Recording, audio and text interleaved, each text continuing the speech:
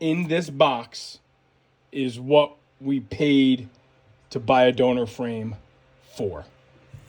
This is it. These are all the pieces that I needed to fix this frame. This is what happened today. This is it. These are the sections that were just so punky. See, that's another evidence of a tow chain yanking on the dang car. These are sections of the frame that just would have taken hours and hours and hours to fabricate. So all of that work, all of that time is just a fraction of what it would have taken if I had to actually fabricate all of this stuff. That's it. Buy a whole frame for a car.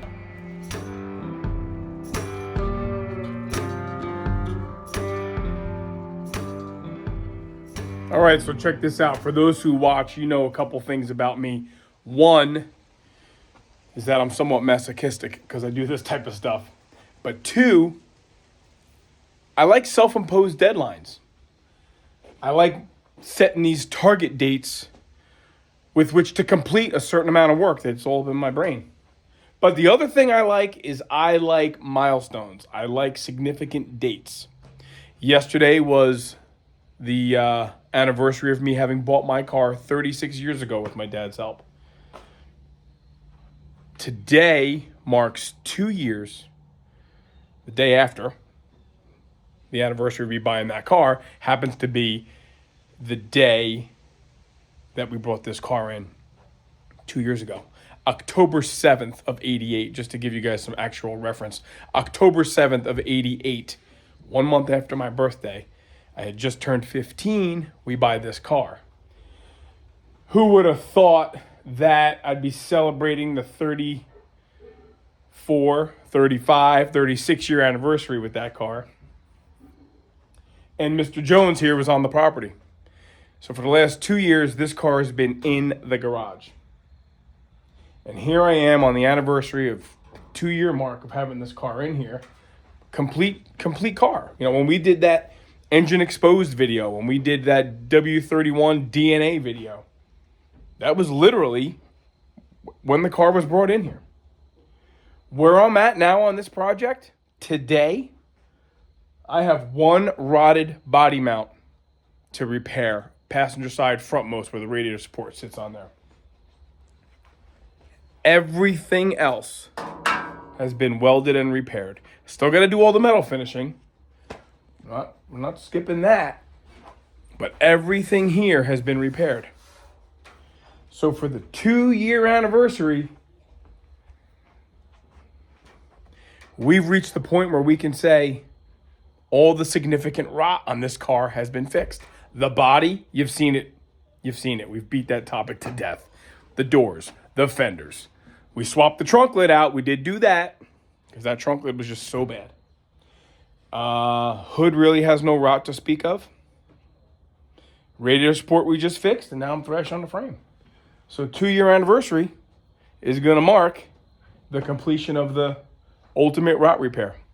So that's a quick little opener here of what I'm doing today. Let me get to work and do this, and then we can, look back and say, it's all done, and let's get on to the next step. So what do I do on a Saturday morning, you ask? What does Steve-O do on Saturday mornings? Well, this particular Saturday morning, I hopped in the old Silverado, and I drove 5 hours and 55 minutes door to door, round trip, to come home with a frame for the Mr. Jones project, along with a core support and the ever-important W-25 hood brackets for the Rally. Now, I'm not saying we're building the Rally. I'm just saying when you come across these parts, that's the time to buy them. And luckily, we were able to make a deal. This was a complete frame. Until 3 hours ago. And what I did is I made the decision that I was not going to be tempted to use this frame in lieu of the Mr. Jones frame. because I was not going to bring a trailer. And instead what I brought was my grinder and my Sawzall and an extension cord. And I plugged it in and I made 4 cuts. And I put a complete 68 to 72 GMA body frame in the back of my pickup truck. With his help, of course. Great guy. We know each other through the circle of Oldsmobiles. We've never met before. Joe's met him. We have some mutual friends. Great guy. We'll talk about maybe getting some action on the channel with a couple of his cars. He's got some very, very cool cars. But what we're gonna do is unload this stuff and evaluate what we have to make the Mr. Jones project go. John's always concerned about my neck situation, so he said, don't unload that, Papa, by yourself. I'll be there in a little bit. So he's gonna help me unload this stuff. I did all of this morning. Poor Joe is down there with our mother in Augusta. They got hammered by that storm, by Helene, completely hammered. Their whole neighborhood is without power. That white Silverado that he has, that he had to pull the tree off the thruway here when he came up with the rally, a tree fell on that. Real mess down there, no power. And they're not gonna have power for, they're thinking, I don't know, 5 more days. So I really feel kind of helpless. I wish I could do something short of putting my generator in the back of my truck and driving 14 hours south to plug it in. I don't know what else to do. So Nervous Energy is gonna have me working on Mr. Jones's frame, I guess, until I hear back from him. Okay, let's get some stuff unloaded and see what we got. Just a little bit of damage on the plastic for the tailgate. I guess the radiator support kind of bumped out of place, and it was a long drive home. Like I said, 5 hours and 55 minutes door to door. Luckily, when it bumped, it didn't put a hole in my bed cover. That would have been disappointing and sad. But this is a 1970 core support. And I'll get it out of the truck. And yeah, let me get it out of the truck and show you guys better my my haul for today's salvage run here. So here, in fact, is the core support that I bought this morning. And just like we talked about the core support on the 69, how it can tell a tail. And in that case, you can tell if it's a W car or not. What you can tell on a 70, let's flip this thing up here. We have the larger radiator brackets. So we know that this had a 4-core radiator. And more importantly, you can't tell if it's a W specifically, but you can ascertain what hood was on the car. Because you can see here, there's a hole in the back side of the core support, and there's evidence that something was mounted on there. Now, let me show you what that could be. What you have is you have these brackets. When you see a radiator support at a swap meet, and you can see that there's evidence that something has been mounted to the core support, you look closely on the outboard areas, you can ascertain that a bracket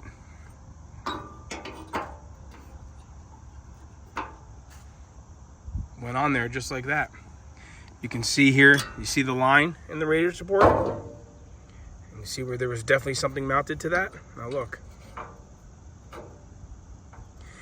What this bracket is, this is a hood lockdown, the lockdown pin bracket for the W-25 hood. The outside air induction hood for 70 to 72.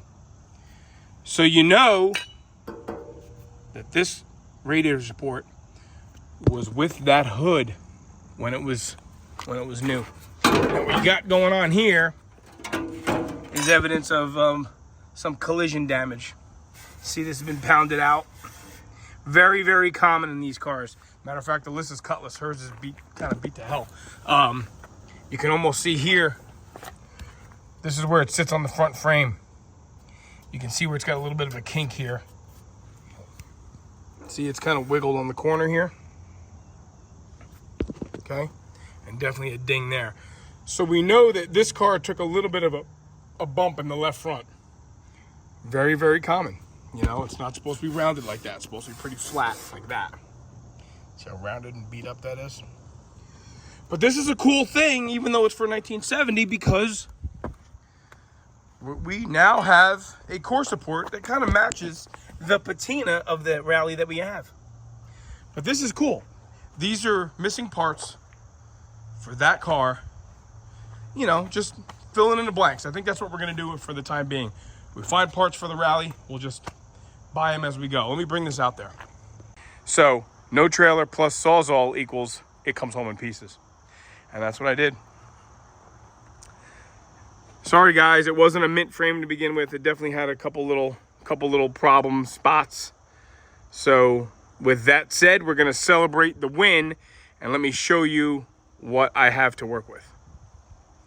Here we go, it has begun. It's jacked up. I got the front wheels off it. The next thing I'm gonna do real quick, I say real quick, is 4 bolts basically, and we're gonna pull the rear end out. The front lower control arm bolts and the front upper control arm bolts. Parking brakes cables are already disconnected from the frame. Nothing to see there. And you know what? We've already de-brake lined the thing. So in theory, those 4 bolts come out and this rear end comes down to the ground and we're really left with just stripping the front suspension. But this is it. It came in here yesterday and I'm taking it apart this morning already. No rest for the weary.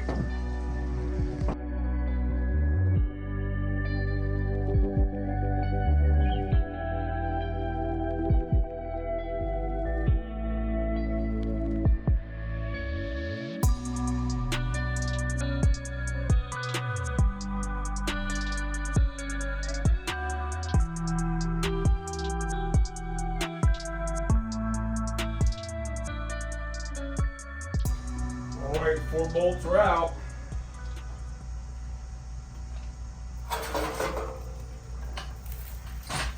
Here we are, folks.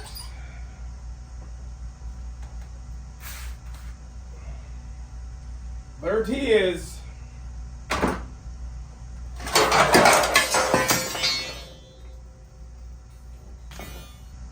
I venture to say this rear end has never been out of this car. Based on what we know about the originality of this car, it's never been apart. All right, well, I'm anxious to start tearing this front suspension apart, but before I do that, let's acknowledge the fact that every little thing has a tiny little part of the story to tell.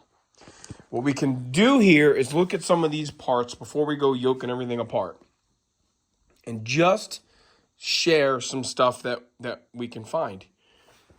A lot of times, the front end on these cars, front end meaning steering components, that's all been replaced years past.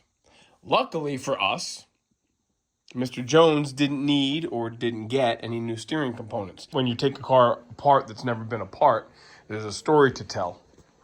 And sometimes that story just tells you how little things were done at the factory, namely cotter pins for the castle nuts on the steering linkage. You can see how both legs of the cotter pin were pushed over together, like, you know, with a socket or a driver. See that? There you go, there's a better look. Same thing over here on the idler arm. Now I know that I've even taken one leg of the cotter pin and, you know, folded it over the top and then bent the other one down. We know here on this W-31, these cotter pin tabs were bent over in unison together, okay? We know it's got original ball joints because they're riveted in. They're not bolted in. Replacement ball joints would be bolted in. Now we know Mr. Jones, we know this W-31 has a production date according to the cal tag of 03D. 03D means the 4th week of March. And the 4th week of March basically was anywhere between the 23rd and the 29th of 1969. Over here on the power steering box, you'll see a casting date. When this gearbox housing was cast was the 77th day of 1969. Okay? The 77th day was actually March 18th. All right? March 18th was a Tuesday. And if you look over here, let me show you one other thing. You see this? You can read this. It says 0859. That's the 85th day. It's a Julian code. 85th day of 1969. This became a complete part. The 85th day of 1969 was March 26th of 69. The 85th day was March 26th, which was a Wednesday. So guess what that does? That dates this car. We know it's the 4th week according to the cal tag. We know that body left the Fisher plant with that cal tag the 4th week of March. But we know that it received a part that was not finished according to the Julian code. We know it received a part that was not finished until March 26th. So what this tells us is that we've just narrowed down the production date of the car. We've just gotten a little bit tighter, and we know that it was built the latter part of the 4th week of March. Because obviously it wouldn't have been a complete car without a steering box. Just cool little factoids here. I was trying to show everybody outside a couple days ago before we brought the frame in. This is the driver's side of the frame. This would be underneath the driver's side rocker and door. And all you'll see here, if you can, I'm really having a hard time getting it to focus, but all you'll see here is that it says 3. If I can get a better look. Actually, what it says is 9M. 9M is 69, M for Lansing, Michigan, and then the last 6 of the VIN. That verifies that this frame was, in fact, original to our W-31 project. Really stamped in by hand, really stamped lightly. 007 is the last 3. Now, if you go over here, that's really the proof that a particular frame belongs to a particular car. These numbers in the back, they don't really tell you much other than this is the part number for a 2-door, non-convertible, because it's not boxed. 3943331 is simply the part number for the frame. This S with the circle in it, or circle around it rather, that's A.O. Smith. A.O. Smith was simply the company that made that frame. 193 is just some kind of a code. I'm not quite sure what that means. You see 191, 192. The OG's got 191 on the frame. 319 simply is this, March 19th, Big J in the house. March 19th of 69, this frame became a frame. And it was done during the second shift. This XK code would be on the broadcast card if we had that. But March 19th predates the car being a 4th week of March, which is perfect because you can't have a car without a frame. So the frame came first. But you see what happens here? March 18th. I have a bunch of notes here. March 18th, March 26th, March 19th was the frame. So all these things just tell us that we're dealing with a pretty original apparatus over here. Now that we've verified all that nonsense, John, yes, I say we tear it apart. let's break it. Let's break it. Always a surprise when you crack open the egg that is a brake drum and you find that there's no brakes.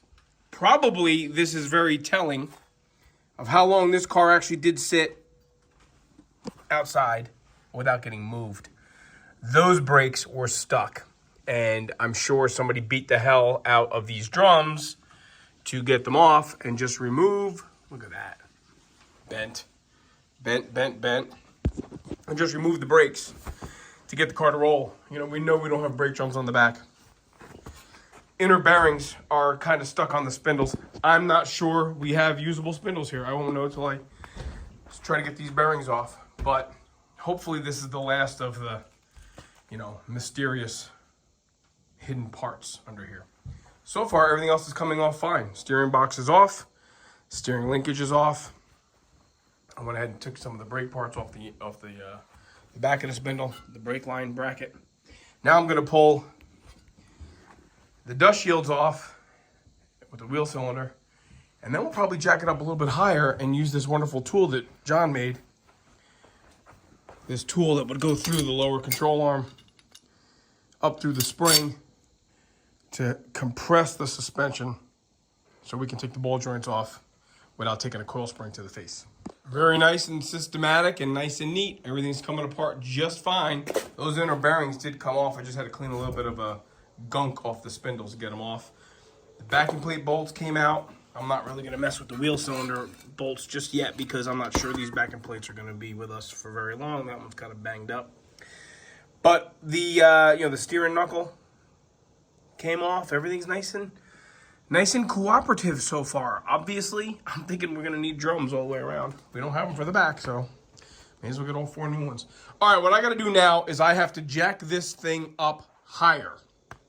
And the reason for that is this wonderful tool that John made, which I'm really, really happy he dropped it off for me.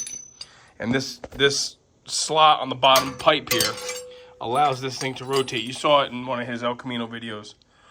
How it goes up through the bottom shock hole here, goes up through the top, and it actually compresses the spring so you can separate the ball joints. Problem is, can't really get it in. So I got to bring the frame higher so I have a little bit more room to work with. I'm going to do a little better job of showing you how this tool works. Goes up through the lower control arm where the shock would go. Okay, the threaded rod goes up through the coil spring, and then it exits where the upper shock mount would be. And when you tighten up this nut, you basically pull the lower control arm up, compressing the spring, taking some tension off of the spring so that you can take the ball joint nuts off. This is not really a tutorial channel. This is not really a show you how to do things channel, but I want to stress to people, do not try to take these nuts off if you don't have this spring compressed and captured somehow. Now, the external coil spring compressors might work, but you know, if they come off, there's nothing keeping that spring from coming out with the compressor at your face. We don't want that. This bolt going through the control arm hole, up through the frame,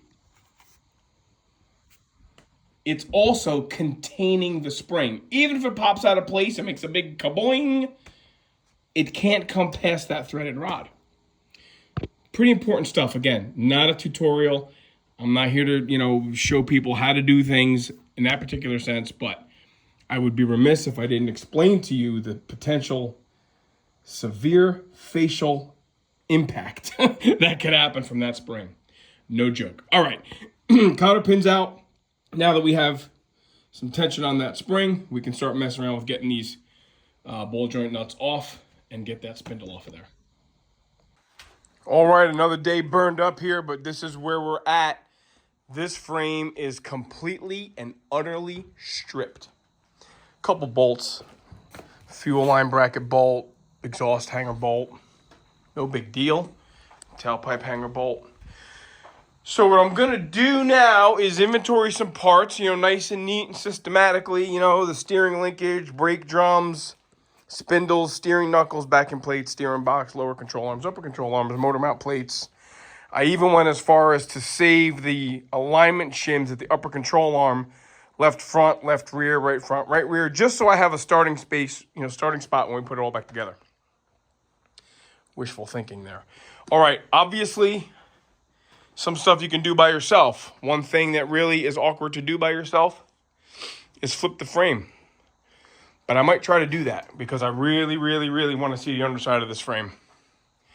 I think I might do it. I think I might pick it up. Well, maybe not. Let's think about that. Let's sit down here, maybe have a refreshment. And let's just, you know what? My horoscope said I might get hurt today. Stay near a first aid kit. So guess what? I'm sitting down. The frame is stripped. It's Sunday. We're done. I just talked myself out of it. You were with me. You just witnessed that.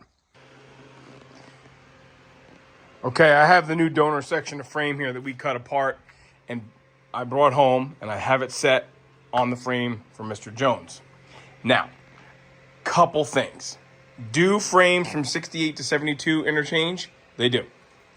Are there a couple different manufacturers of the frame? GM subbed that out. There is. There's one manufacturer called A.O. Smith, and there's another manufacturer called Parrish Stamped Steel. We're going to look at some differences here, and it's not because that one is Parrish and one is A.O. Smith. We're going to this is a 1969 frame, and the differences here are because this is the 1970. And evidently, 1970 started some changes in how A.O. Smith made the frames. I've been really pretty lax in recording a lot of the repairs I've begun doing on the frame here. Joe and the people down in the southeast have really gotten hammered. by that Hurricane Helene. He's been out of sorts. He's been out of power. It's a real mess down there. So I haven't been trying to, inundate our files with video. He's got a lot going on. Nonetheless, I can't do much for him other than keep plugging along on the car. So I did go and buy this donor frame over the weekend, and it was a one-piece frame until we cut it apart so it would fit in the back of my truck to prevent me from taking a trailer. But I thought I'd talk about some of the repairs that I'm doing. And these repairs, I'm utilizing sections of an original frame. And I'm really going through some efforts to make sure that the factory weld, where they put the two pieces of frame together, line up. It's going to be no secret that this frame has been repaired. And I'm not looking to keep any secrets. I am just looking to make it look as, OE as I can. Now, here's a piece that would be difficult to make. So I was happy to purchase this donor frame to get these kind of sections. And you can see here again how I'm trying to save that body line and make it like it always was. No, I'm not doing continuous welds. I am doing a series of tacks. And that's because, truth be told, the original frame is a little thin. And even if I put the welder, I got to keep it down to 2. I can cook right through it if I wanted to, and I don't want to. Some of these little pinholes I'm able to weld closed. But let's talk about something here quick, okay? This piece is not identical to what I needed. It's very, very close, but it's not identical. Those with a keen eye will recognize that this frame here with this sloped top part over the rear axle, and it doesn't have these, 4 ovals where they welded the two pieces of frame together. This black frame here is from a 1970, 70 through 72, 70, 71, 72, okay? There's a couple things that we'll point out here that make that frame unique to those models. What we have here is a 69 frame out of the 69 W-31. And what we can now tell you guys is when you're restoring these 68 to 72 cars, will a 2-door frame fit between 68 and 72? Will a 2-door frame fit? Obviously, we know convertibles are boxed in this C channel here, okay? I'm sorry, the shop is a mess, but I am trying to work after work here, so. This area is boxed in El Caminos and in convertibles, but El Caminos don't share a frame with the regular 2-door A-bodies because they're longer. They have a station wagon length frame. Okay. 68 is this frame. 68 is this frame that has, these reliefs cut in the outer shell so the inner shell can slide in, and that's how they kind of align them. 68s and 9s have this provision made in the top of the frame for the wheelhouse to kind of land on. And these clear the wheelhouse, okay? We know there's a difference in 1968 frames because there's an additional, it looks like a little duckbill, a little tow hook looking thing on the front of the skid plate. That is how you can tell at a quick glance a 68 frame. 69 frame will look like a 68 in that it'll have all of these indicators in the back, but it will not have that weird duckbill little skid plate in the front. We showed you that in the El Camino video. Maybe Joe can put a video in there of that. Let's go into some of the stuff that makes a 68 a 68. Number one, you see this tab on the front of the frame? Looks like a little shovel, looks like a little skid plate. 68. Yes, the frame is interchangeable 68 to 72, but 1968, that is kind of unique. It does not exist on 69 to 72s. That makes a 68 frame with the little duckbill addition and these provisions back here, 1 year only. It makes a 69 frame with these provisions back here without that duckbill addition to the front skid plate.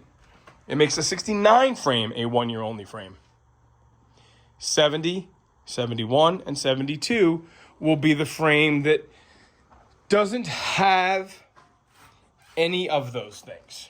The frame is actually tapered in here at an angle to allow room for the wheel houses.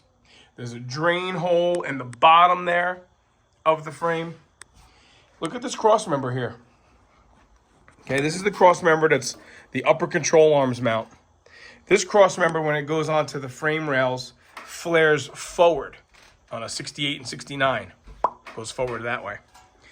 Look what it does here on this frame. It actually folds backwards. So all of these things can point to information when you're looking to buy a car or buy parts for a car. You can look underneath the car. You can see there's no drain holes here except the one that Mother Nature's provided, which we're going to clean that up.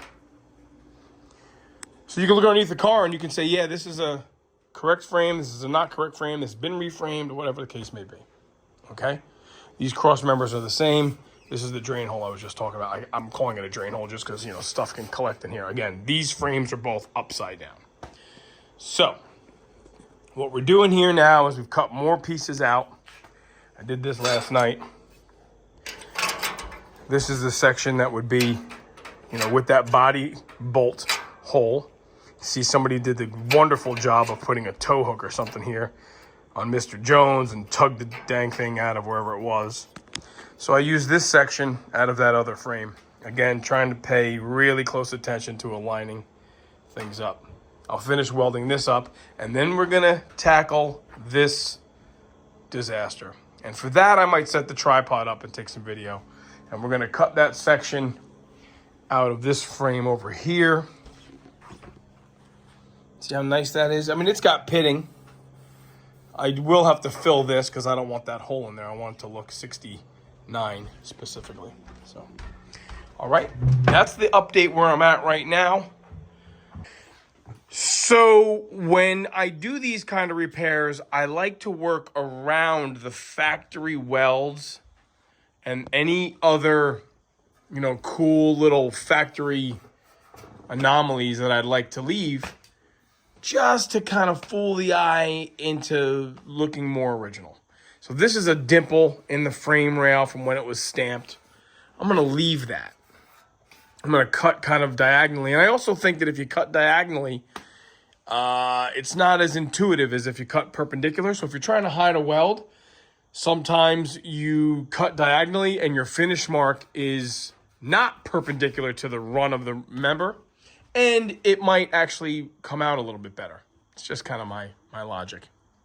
So I'm going to cut here in the middle of this void, you know, this relief cut, when they folded these pieces of metal around to make the rear of the frame rail. I'm going to use the tail end. This is kind of banged up against somebody with the chain or the bumper, maybe probably a hook to the bumper, and the bumper pulled this and kind of bent that all up. See how that's all bent out? But I'm going to use the very end of this bolt slot. This is for the bumper bolts. There's 3 of them here for the bumper brackets. I'm going to use this as an indicator.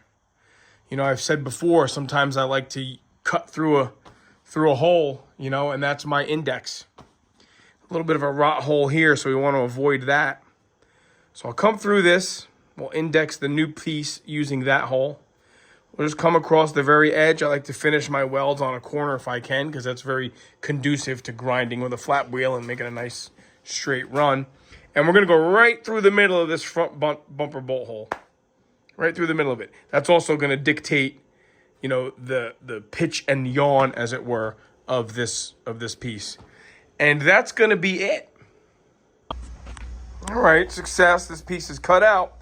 You know, the other advantage of cutting into holes is that it allows the cutoff wheel to end somewhere that's not important. You know, you start cutting into straight metal, you get that overcut sometimes that then you have to just close it up and you got to just weld it up. Not that big of a deal, but it's just another spot you just keep chasing the repair around. So sometimes you can realize another advantage behind cutting into or through holes, in that you can be really selective with where you stop your wheel.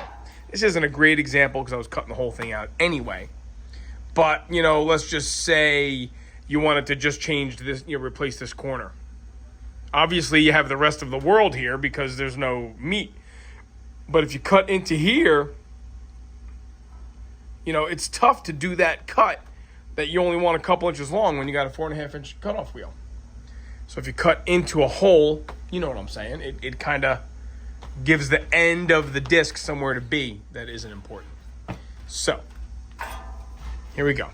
Now we're going to take this ugly piece of whatever, which will eventually end up in this pile here. We're going to go over here to the donor frame. And you can clearly see how this is all going to line up here? That's what we're going to use. That's what we're going to use. I can always make the hole in the frame I'm saving bigger. And I can always make the part that I'm using to save the frame smaller. You don't want to do the opposite. You don't want to cut your piece out that's bad huge and then cut your donor piece out small. That's kind of going backwards, guys. You know, I know it sounds rudimentary, but even at work, you know, we make these mistakes. But when you're working on something like this, cut out what you know you have to replace. Cut out more. Give yourself a lot of meat to play with. You can always modify this to make it smaller, or you can modify the hole you've created by making it bigger, all right? All right, so here's the piece that I have cut. And, you know, don't go crazy with the cutoff wheel. That's what the mini flap wheels are for. Because you get it real close, and you can see my Sharpie line still exists. And that's what we're going to sneak up on with the mini flap. So we can get this thing kind of sort of looking like that. Kind of sort of looking like that. Now, I'm going to show you something. Yes, I did it. I wanted to cut this at an angle like I showed you. It was really thin here. Let's see if I have that piece. So when I cut it, see, it was really getting thin. Look how thin and rotted that edge is. I wanted to get that out of there. So I said, yeah, heck with it. I'll just cut that out and I'll save that rib like I told you. Well, look, another piece was already cut out of that frame. I didn't compare what I wanted to cut to what I had to work with. So, it's not a big deal because we have grinders and metal and welders. We're just going to have to make this piece fit, and then I'm going to have to make a little pizza pie shape for that. That's probably, you know, I don't know, 3/8 of an inch at its widest right there. So it's not a big deal, but let's get this piece to fit in, and then we'll treat that like its own little repair. I don't know that I would have done anything differently because I didn't want to save that rusted little tab that was on the original part anyway. But a little oversight, and it happens. It's part of it. So we're going to get the mini flap wheel going, and we're just going to sit here, and we're going to whittle both pieces, and we're going to play until we get this thing sitting, you know, just the way I want. Like, I got to clean up some weld on there so I can get this piece a little bit higher. And then you'll get that kind of a look, you know, where everything looks cohesive and minty and beautiful, and everybody's happy. All right, we'll clean it up. I'll bring you back for that phase. I did not take any video of me match fitting this thing. It was a bit of a challenge because I did create a lot of different angles for myself, and, you know, I found myself rushing a little bit.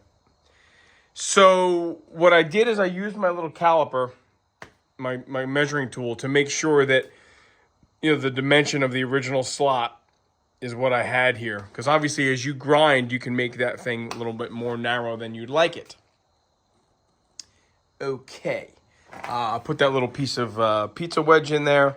Now look, you know, obviously we're not stacking dimes. We're not building chromoly frames. My big concern is making sure that I have this thing welded very thoroughly. Certainly stronger than the original frame. The donor frame is in much better shape. We know that. I'm welding a lot of pits up. You know, these are all these little things here. These are just deep rust pits. And if they take a weld, I'll weld them. If they burn through, I'll still weld them. Because, you know, that's kind of what I do. Weld stuff up. What I'm left with in this repair, as you can see, like I mentioned before, 68, 69s are solid on the bottom. This one has a hole, factory made hole. I'm not leaving that because it's not how it was originally. So let me grind this off and have a whole lot of fun cutting a nice little disc of metal in there, and we'll tack that in. Not glamorous, but, you know, I feel like it's something I ought to do. So let's do it. Okay, gonna burn this baby in, and that hole will be gone right now. I'm left with one repair left to do here. That is not an original hole. Those are original holes. This is not. This has all been stacked with spot welds, and this is a piece harvested out of that frame.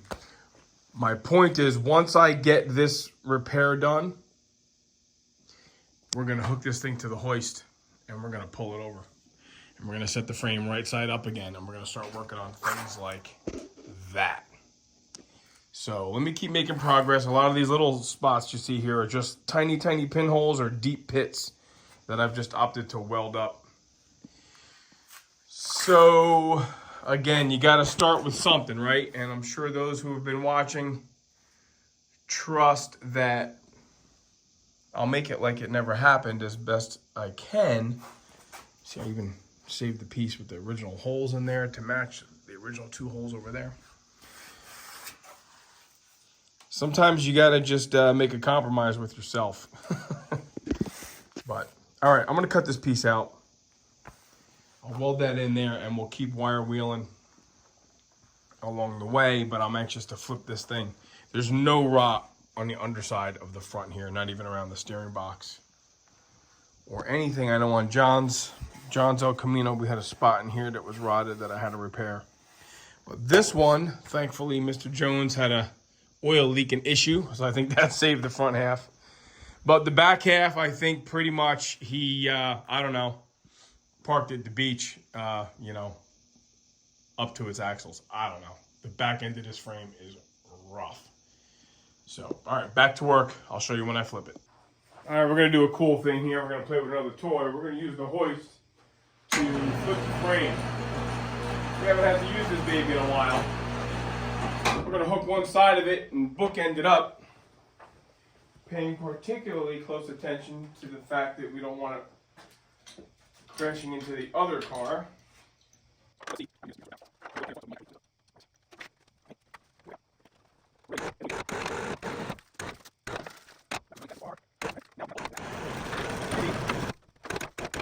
That, my friends, worked out perfectly. One of my favorite additions to the garage. This thing. I highly recommend you spend the time, if you have the permission, to get something that picks up a lot of weight and fits your body. So here's some of the ugly, ugly stuff. This is the rearmost body mount. Remember, this is where the rotisserie held the body up. So here's another body mount rotted. Another body mount rotted. So look, if you have 4 body mounts in the back of the car and you got one good one, man, oh man, 75% of what you got to work with is bad. So that's that. Now you can't even see the repairs that we've done from underneath, but all in all, the top side is not terrible. This is a little bit eroded here, but not terrible. Not rotted, surprisingly enough. Not rotted. And no real rot here in the front. I think over here, yeah, on the passenger side. That one's a little funky. All right, this is going really, really well. Oh, this one over here is a little bit eroded as well. But ultimately, this is going really pretty well. And we're making really good progress in doing all the weld work anyway. I'm concentrating on the weld work, and we'll do the grinding and the polishing later on. I don't have a chassis table, man. I wish I did. And we're not building tubular race car chassis here. These things are flimsy from the get-go. But some of the things that I wanted to check in the way of adjustments are not jiving. We get to this point here and back. Things get kind of wonky. one of the things was that, you can tell, this car was yoked upon with chains and such in a very compromised state, I might say.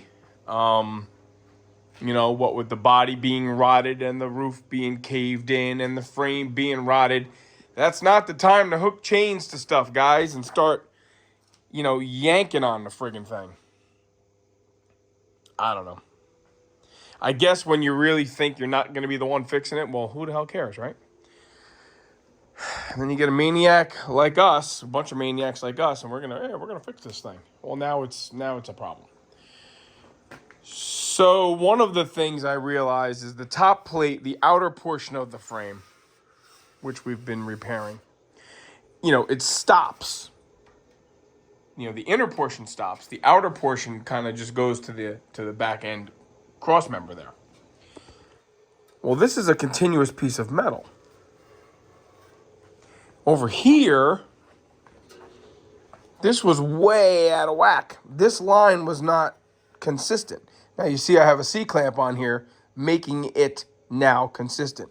So before I go cutting this corner apart, it's dawned on me that it's pretty important to establish that line. I know that looks really, really bad, right? Matter of fact, I think I might have to tighten it up a little bit more. Yeah, that looks more. You see, that's the end of the metal right there. I'm still probably a 16th off, so let's just.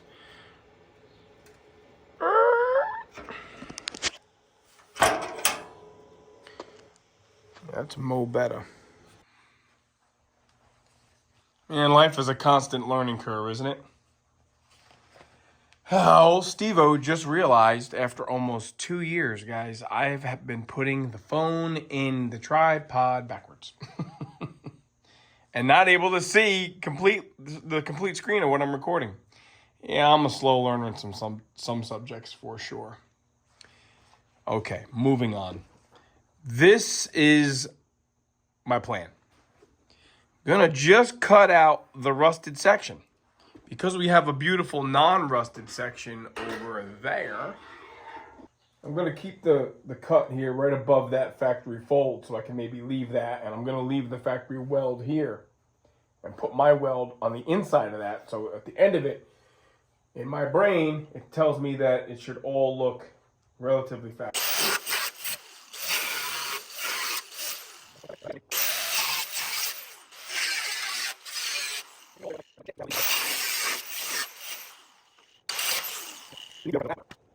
Here are the pieces. Harvest these out of this piece and weld it all together. This is the piece. If you, I don't say do it right, but if you did it like I suggested, if that's good or bad, I'm not quite sure. What you'll have is a hole that you can easily cover with your donor piece. And if anything, your donor piece is going to be much larger than you need. So that's going to give you the ability to, as I like to often say, sneak up on it. Using this factory hole as an index, see I went halfway through, this one I'm at the bottom. So I got plenty of meat there, not a huge amount. I've been leaving myself too much grinding, and it's just driving my wife and everybody around me crazy because I'm making so much noise. So let's try to minimize some of that and get a little bit closer. Well, there's the fit. There's the donor piece in place, exactly how it's going to live. Now what's going to happen here, if I can show you, this is going to get moved in. See that moving? That's going to get moved in. I still have I wrote my measurements down, 38 3/4 inside dimension left to right from the inside of the body mount hole to here, and that's exactly what I have. So I'll manipulate this frame rail in, which I can really just do with my fingers here, So let me tack this thing in here first. I know I have my index line exactly how I want it. Okay, we'll tack that in, and then I'll clamp all of this stuff together and tack that. Pretty cool, because other than these two body mounts and that passenger side one, this is the last of the big concern. Can we save the frame? So once I burn this thing in, I'll venture to say we have a frame worth saving at that point. Oh boy. Don't be afraid to use the persuader when you gotta keep things in line. You tack some stuff, you keep them cool, and you gotta oftentimes chase any variance you have to one side. And I had that a little bit in this back corner. But there the piece is, tack welded in like it was always supposed to be. And there's my hole, lining things up. Everything is good and great. Now, obviously, that's not done. I got to continue to weld it all closed, which I'm going to do. And then, quite honestly, guys, I'm going to call it a day. And I think this may or may not be the end of the first episode of the frame save here. But I'm sure you will all agree that it was cold this morning, but look at this today. Look at this today. You don't get weather like this very, very often. This is absolutely perfect. So I know I had some of the cars out yesterday just buzzing around the neighborhood, but I might actually get in one of them and go for a real cruise. Maybe I'll see what John's doing today. So, okay, let me weld this up. I'll bring it back. Okay, there we have it. There's that portion of the rear frame from the donor frame. Body mount perch. Welded in. All went pretty well. Now, a lot of welding happened here this week on this frame. A lot of welding. There's still a lot to go. But now we can honestly say, now I know these are boogery because I had to really stack them high and turn wire up and turn the heat down one click sometimes and then build it back up. But, you know, we're not TIG welding here, guys. These welds are not meant to be seen. They're meant to see the blue, so make sure we got good penetration there. So, lots of grinding ahead of me.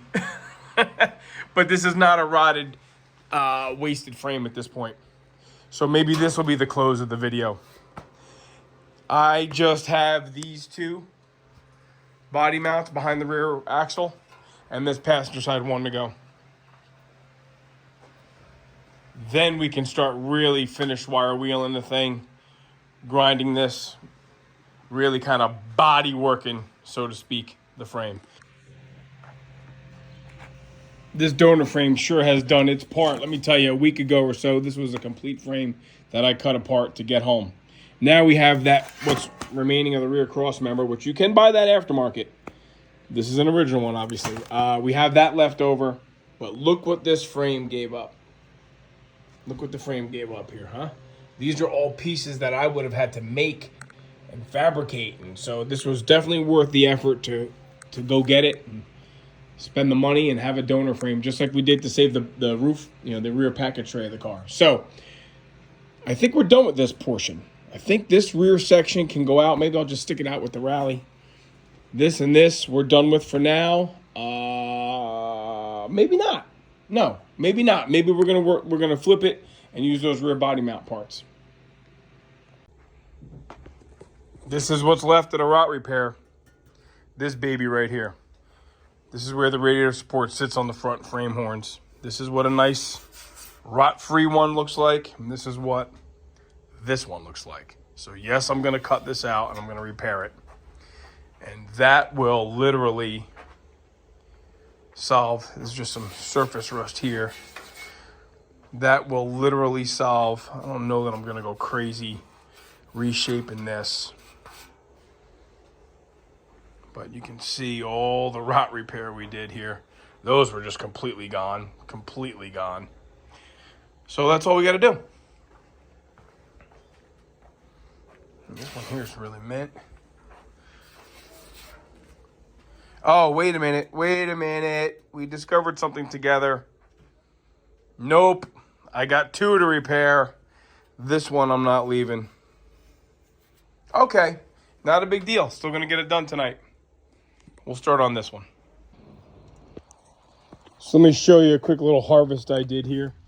It does pay. It does pay if you guys can find donor parts as opposed to fabricating parts. So here's what I cut out for that driver's side front body mount. Much, much, much better shape than what's on that car. And here's what I cut out for the passenger side front core support mount. You know, I did it a little bit backwards this time. I cut out way more than I know I want to use. Because actually, believe it or not, it's getting kind of chilly out here. And I don't know that I'm going to have the garage door open the whole time. So I want to get most of the bulk cut off and get this section of the frame. Remember, a week and a half ago, this was a complete frame. Cut it in pieces, brought it home, and harvested everything I needed out of the back of it. And this is really all I needed out of the front. I am going to hang on to this because I want to maybe consider doing some work on the El Camino frame this winter. Yes, I'll dive right back into it. I'm just kind of, John and I were talking, it might make sense to, you know, it's like when you have kids, keep them all in diapers, right? And then when they're all out of diapers, you move on. Well, it's the same kind of thing. Doing rusty framework, why not get to it and get it all done and move on with your life? So, here's the piece. You know, it's just cut and paste. This is actually like a dent or something there. It's not a rot hole, although there is some pitting. So we'll straighten that out. Obviously, I don't intend to cut this factory weld here. I just wanted to have more than I needed. So I did that one, and I did this one. Okay? So now, if I wanted to, I can close the garage door and trim all this stuff to fit, which is what I'm going to do right now. So what this is the last two pieces of rot cut out of the frame. This one's out. And obviously I cut this one way, way, way, way smaller than, you know, the donor piece than I had originally cut off the other frame there. So now I'm just going to get my mini flap out like I do.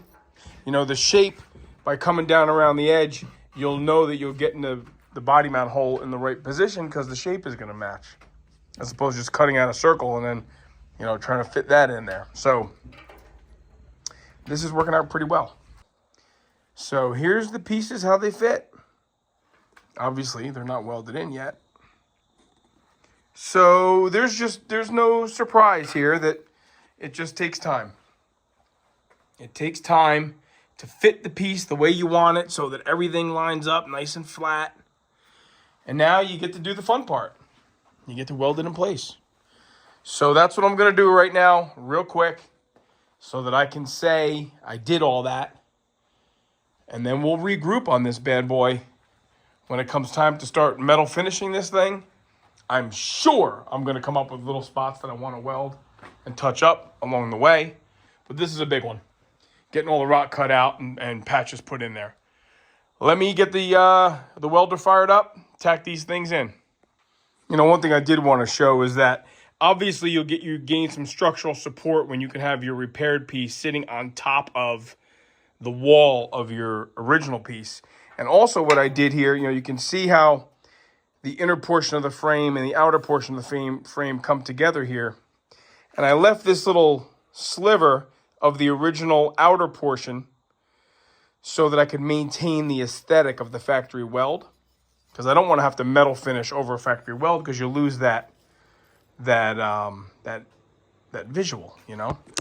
So what I did is I cut back just enough to get the skin of the outer frame off of the inner frame, so that I now have a shelf for the new piece to sit on.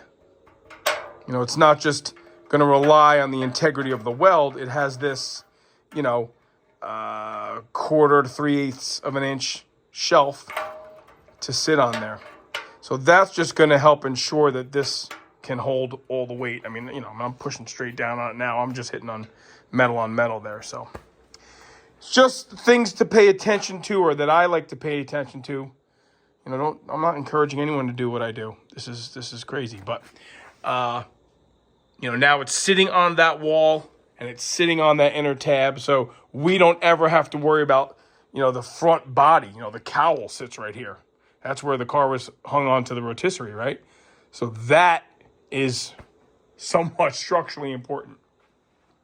All right, that was all that little tidbit there. So I guess same goes here for the radiator support. You know, these little legs here are sitting on the walls of the original frame rail. So that is going to hold some weight. And I even did that back here when I had places I could do that to.